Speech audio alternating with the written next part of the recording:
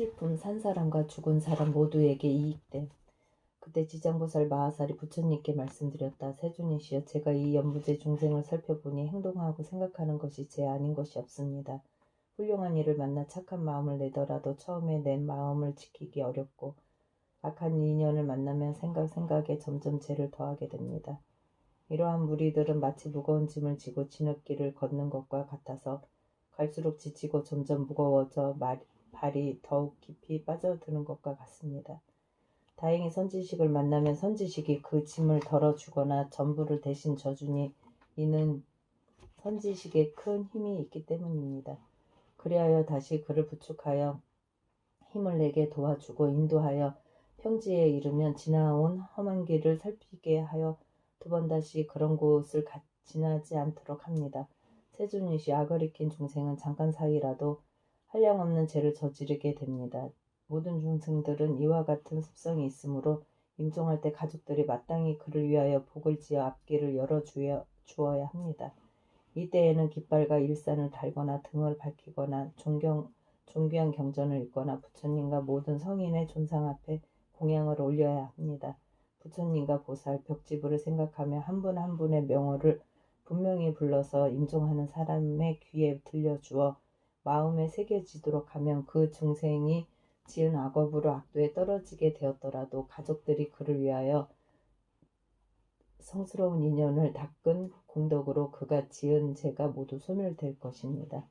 또 그가 죽은 뒤 49일 안에 가족들이 여러 가지 좋은 공덕을 지어주면 그 중생은 영원히 악도를 여의고 인간과 천상에 나서 뛰어나고 좋은 즐거움을 받게 되며 현재의 가족들도 한량없는 이익을 받을 것입니다. 그러므로 제가 부처님을 모신 지금 천룡팔부와 인간 아닌 이들과 연부제 중생에게 임종하는 날에 살생을 하지 말고 모든 악연을 짓지 말며 귀신을 숭배하거나 도깨비들에게 제사하여 절하고 구하는 일 따위를 하지 말라고 권합니다.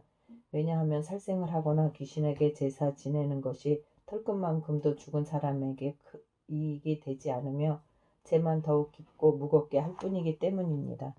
설령 현생에 성현의 위신력을 얻어 내생에 인간이나 천상에 나게 되더라도 임종할 때 가족들이 악을 지으면 죽은 이가 그 재앙에 대해 변론하느라 좋은 곳에 남이 늦어지거늘 하물며 임종하는 사람이 생전에 작은 성근도 짓지 않았다면 그 본업에 따라 스스로 악도의 과보를 받게 되는데 가족들이 다시 악업을 더 해야 되겠습니까?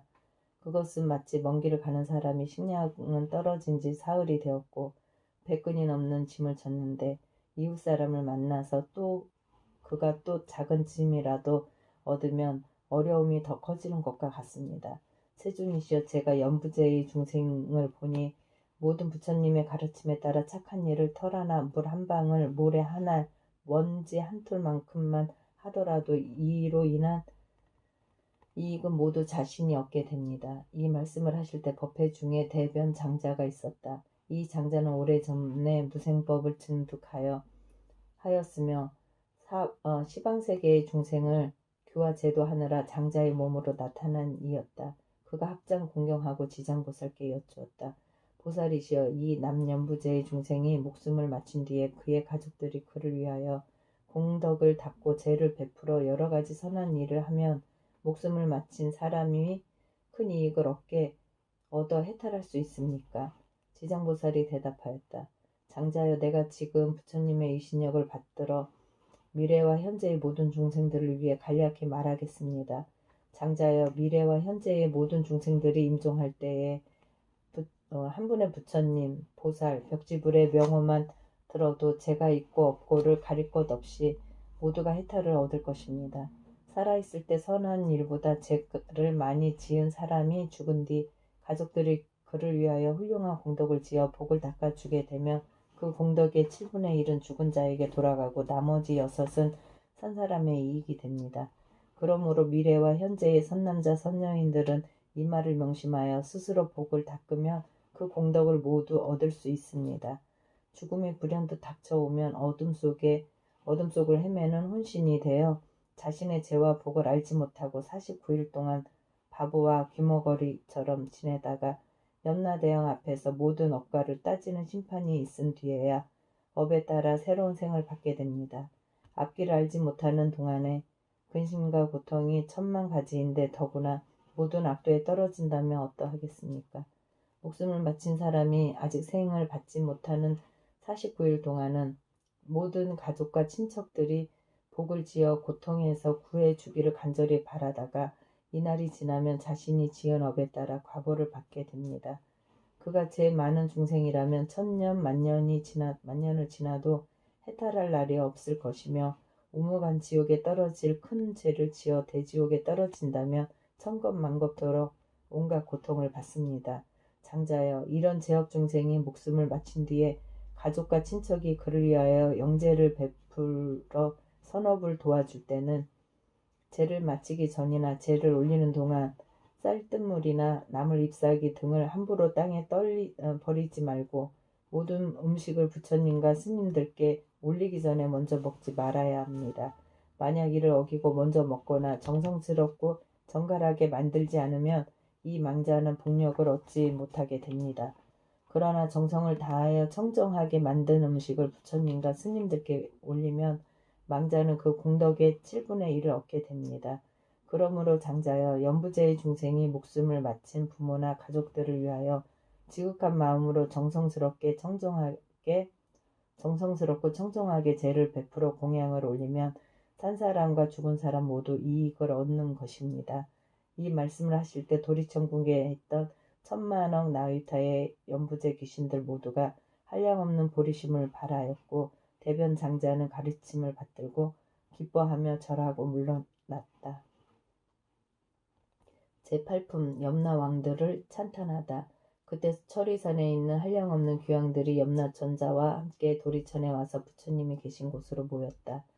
이를테면 악독귀왕, 다악귀왕, 대쟁귀왕, 백호귀왕, 혈호귀왕, 적호귀왕, 산왕귀왕, 비신귀왕, 전광귀왕, 낭하귀왕, 천안귀왕, 담수귀왕, 부석귀왕, 주모귀왕, 주화귀왕, 주복귀왕, 주식귀왕, 주제귀왕, 주축귀왕, 주금귀왕, 주수귀왕, 주매귀왕, 주산귀왕, 주명귀왕, 주질귀왕, 주엄귀왕, 삼목귀왕, 사목귀왕, 오목귀왕, 기리실왕, 대기리실왕, 기리차왕, 대기리차왕, 아나타왕, 대아나타왕 등이었다. 이들 큰 귀왕들은 각각 백전의 작은 귀왕들을 데리고 모두 연부제에 있으면서 각자 맡은 바와 머무는 곳이 따로 있었다. 이 모든 귀왕들은 염라천자와 함께 부처님의 유신력과 지장보살의 힘을 받들어 도리천에 올라와 한쪽에 서 있었다. 그때 염라천자가 무릎 꿇고 합장하며 부처님께 말씀드렸다. 세존이시여, 저희들이 지금 부처님의 유신력과 지장보살 마하살의 힘을 받들어 이 도리천의 큰 법회에 오게 된 것은 좋은 이익을 얻을 수 있기 때문입니다. 제가 궁금한 것이 있어 감히 세존께 여쭙나니 세존이시여, 저희를 위해 자비로서 말씀하여 주옵소서. 부처님께서 염라천자에게 말씀하셨다. 그대는 무엇이든 물어보라. 내 그대를 위해 말하겠노라. 이때 염라천자가 세존을 우러러 절하고 지장보살을 돌아보고는 부처님께 말씀드렸다. 세존이시여, 제가 지장보살을 보니 육도 중에 있으면서 백천가지 방편으로 제거 중생을 끊임없이 제도하면서 피로와 괴로움을 마다하지 않습니다. 지장보살에게 이와 같은 불가사의한 신통한 힘이 있음에도 모든 중생은 제보에서 벗어났다가도 오래지 않아 또 악도에 떨어집니다.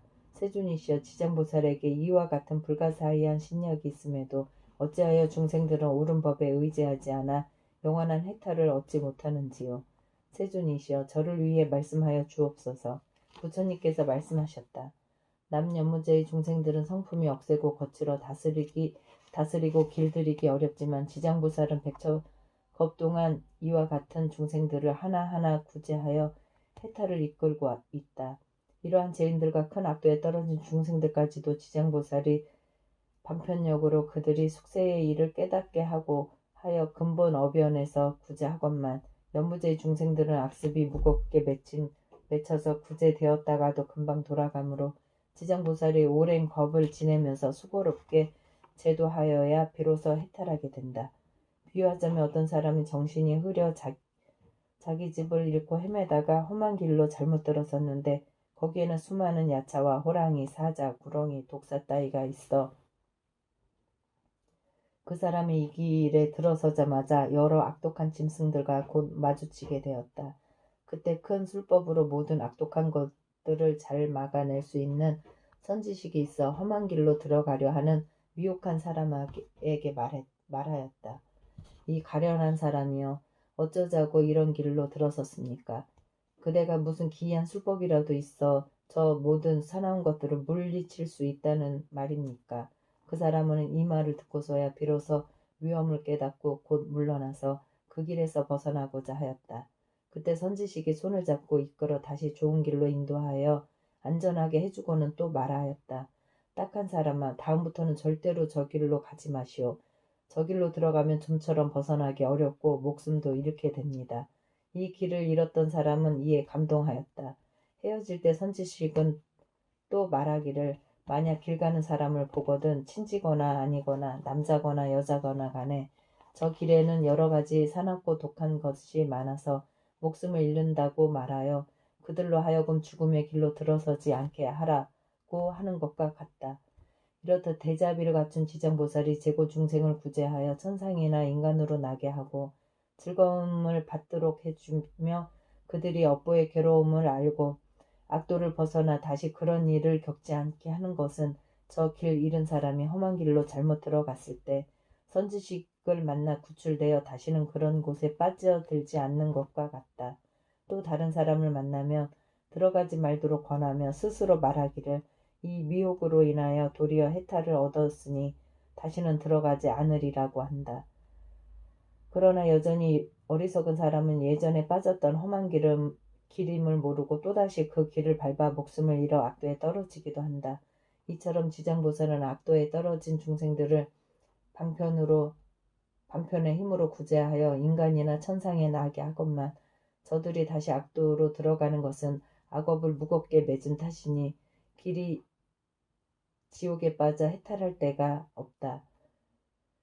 그때 악독 교황이 합장 공경하고 부처님께 말씀드렸다. 세존이시여, 한량없이 많은 저희들 모든 교황이 연부제에 있으면서 사람들에게 이익을 주기도 하고 손해를 끼치기도 하는 것이 각각 서로 다른 것은 업보가 다르기 때문입니다. 저희 권속도의 여러 세계를 다녀보면 악함이 많고 선함은 적습니다. 저희가 사람의 가정이나 도시, 마을, 장원, 건물을 지나다가 어떤 남자나 여인이 티끌만큼이라도 착한 일을 하거나 삼보를 찬양하는 깃발이나 일산을 하나라도 달거나 약간의 향과 꽃을 불상이나 보살상 앞에 올리거나 존중한 경전을 독송하면서 한 글귀 한 개송에라도 향을 사르고 공양하는 것만 보아도 저희 귀향들은 이 사람을 과거, 현재, 미래의 부처님 같이 공경하겠습니다. 또 큰 힘이 있거나 토지를 맡은 작은 귀신들이 이들을 보호하게 하여 나쁜 일, 횡해, 몹쓸 병이나 마음에 맞지 않는 일들이 이 사람의 집 근처에서는 일어나지 않게 하겠거늘 하물며 그런 것이 그 집안에 하겠습니까? 부처님께서 귀향을 칭찬하셨다. 훌륭하도다. 그대들과 염라 천자가 그처럼 선남자 선여인을 보호하니 나도 범천왕과 제석천왕에 일러 그대들을 지키고 돕게 하겠노라. 이 말을 하실 때 법회 중에 있던 주명귀왕이 부처님께 말씀드렸다. 세존이시여, 저는 본래의 어변으로 연부제사람의 수명을 맡아 태어나고 죽음을 모두 관장하옵니다. 저의 본원은 중생을 크게 이롭게 하려는 것이지만 중생들은 제 뜻을 알지 못하여 나고 죽음에 편안하지 못합니다. 이 연부제의 아기가 태어날 때 남자거나 여자거나 집안 사람들이 착한 일을 하면 집안이 더 이롭게 되고 토지신이 한없이 기뻐하여서 아기와 산모를 보호하고 큰 안락을 얻게 하며 가족들도 이롭게 합니다.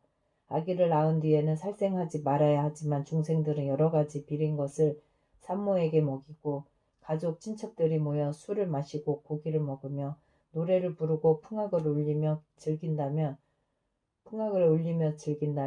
산모와 아기가 편안함과 즐거움을 얻지 못하게 됩니다. 왜냐하면 해산할 때면 수없이 많은 악기와 도깨비들이 비린내 나는 피를 먹으려 하기 때문입니다.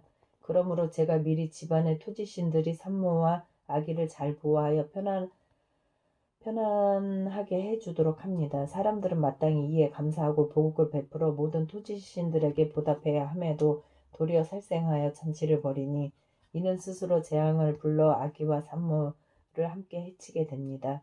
또 저는 연부제에서 임종하는 사람이며 모두 선악을 묻지 않고 악도에 떨어지지 않게 하려고 애를 쓰고 있사온데 하물며 스스로 성근을 닦아서 제 힘을 도와주는 사람은 어떠하겠습니까? 이 연무제에서는 선행을 한 사람들도 임종할 때에는 역시 100천이나 되는 악도의 귀신들이 부모나 가족의 형상으로 둔갑하여 나타나 망인을 이끌어 악도에 빠지게 하거늘 하물며 본래 악업을 지어온 자는 어찌 되겠습니까? 세존이시여, 이와 같이 연부제의 남자나 여인이 임종할 때에는 정신이 아득해져서 선악을 분간하지 못하고 눈과 귀로 볼 수도 들을 수도 없습니다. 이때 망인의 가족들이나 들이 큰 공양을 베풀고 존중한 경을 읽으며 부처님과 보살의 명호를 연불하면 이러한 좋은 인연으로 망인이 모든 악도에 벗어나게 하고 모든 악도에서 벗어나게 하고 모든 마귀와 귀신을 흩어지고 물러가게 합니다. 세존이시여, 제가 살펴보아 어떤 중생이든 임종할 때 한 부처님의 명호나 한 보살의 명호, 대승경전의 한 구절이나 한 개송이라도 듣는다면 이러한 사람은 오무간 지옥에 떨어질 살생죄를 제한 작은 악업으로 악도에 떨어질 자는 모두 해탈을 얻게 하겠습니다. 부처님께서 주명귀왕에게 말씀하셨다. 그대가 대자비로 큰 원을 세워 남과 죽음을 맞는 모든 중생을 보호하니 미래세의 남녀 중생이 나고 죽을 때 그대는 이 서원에서 물러서지 말고 모두를 해탈시켜 길이 안락을 얻도록 하라. 귀왕이 부처님께 말씀드렸다. 원컨대 염려하지 마옵소서. 저는 이 몸이 다하도록 생각마다 연부제의 중생들을 보호하여 날 때나 죽을 때 모두 안락을 얻게 하겠습니다. 다만 저는 모든 중생이 나고 죽을 때에 제 말을 믿고 받아들여 모두가 해탈을 얻고 큰 이익을 얻기를 바랍니다. 그때 부처님께서 지장보살에게 말씀하셨다. 이 주명귀왕은 과거 백천생을 대귀왕으로 지내며 중생을 나고 죽음 속에서 보호하고 있으니 이는 보살이 자비원력으로 대귀왕의 몸을 나타난 것이지 실은 귀왕이 아니다. 앞으로 170겁 뒤에 성불할 것이니 명호는 무상열애이고 겁의 이름은 안락이며 세계의 이름은 정주라 하고 그 부처님의 수명은 헤아릴 수 없는 겁이 될 것이다. 지장보살 마하살이여, 이 대귀왕의 일은 어떻게 이렇게 불가사의하고 그가 제도하는 하늘과 사람들 또한 헤아릴 수가 없을 것이다.